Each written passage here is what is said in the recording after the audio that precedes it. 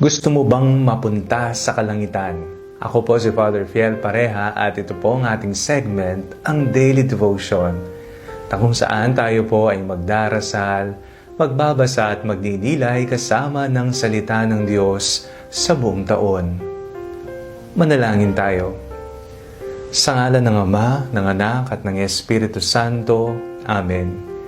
Halina, banal na Espiritu, liwanagan mo ang aming puso at isip nang maunawaan at maisabuhay namin ang iyong salita. Amen.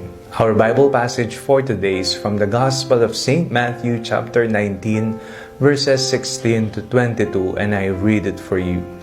Then someone came to him and said, "Teacher, what good deed must I do to have eternal life?"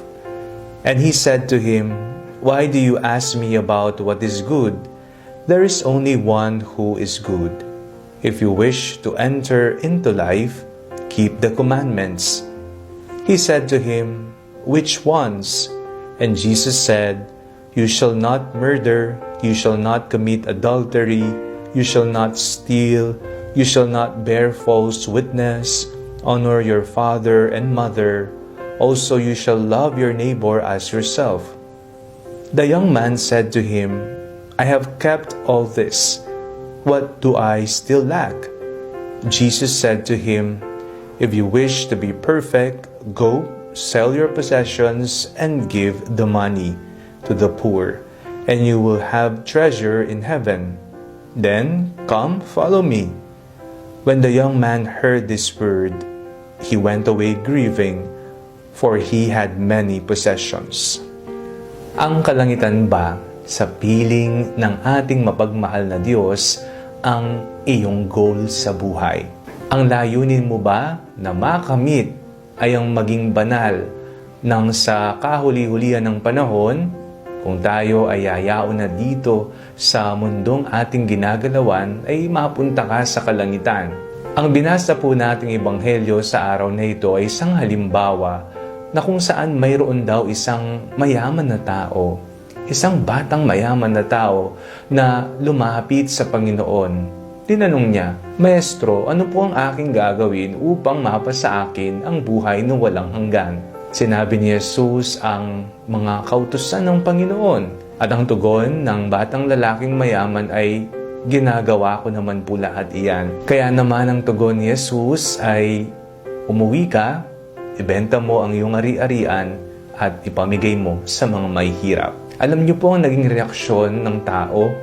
Siya ay nalungkot kasi alam niya na marami siyang ari-arian. Hindi pala sapat ang sumusunod ka sa 10 utos ng Diyos. Oo, tama, mainam, napakabuti na tupdin natin ang 10 utos ng Diyos.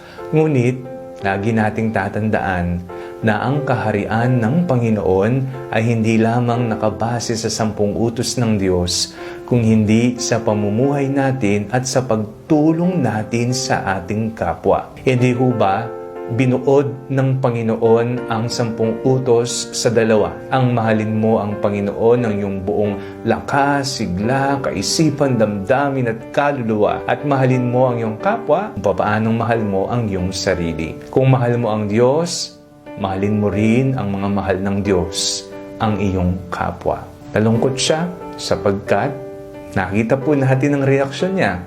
Mayroon pa rin na hawak-hawak niya ang kanyang sarili at hindi niya ma-let go ang kanyang pangsariling interes. Para sa atin lahat ang kaharian ng Diyos. Sundin natin ang kanyang 10 utos, sundin natin ang dakilang utos ng pagmamahal, pagmamahal sa Diyos, pagmamahal sa ating kapwa, lalong-lalo na ang mga higit na nangangailangan. Manalangin tayo. Panginoong Hesus, turuan niyo po kaming sumunod sa iyong utos at mahalin ang aming kapwa. Amen. Sa ngalan ng Ama, ng Anak at ng Espiritu Santo. Amen. Huwag po ninyong kalimutang i-like ang video ito. Mag-comment po kayo and share it with your family and friends.